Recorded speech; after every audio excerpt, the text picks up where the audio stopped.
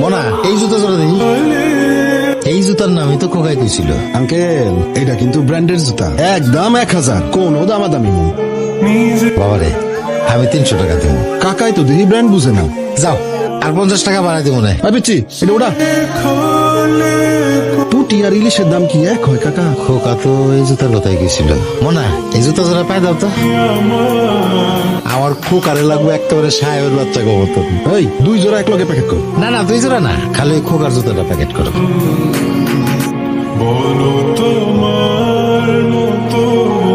মুসিদে দিয়ে সেলাই করা একটু পালিশ করলে একের চকচক হয়ে যাবো। তাই না মনা? কাকা আপনারটা বাপ হও তখন বুঝবে।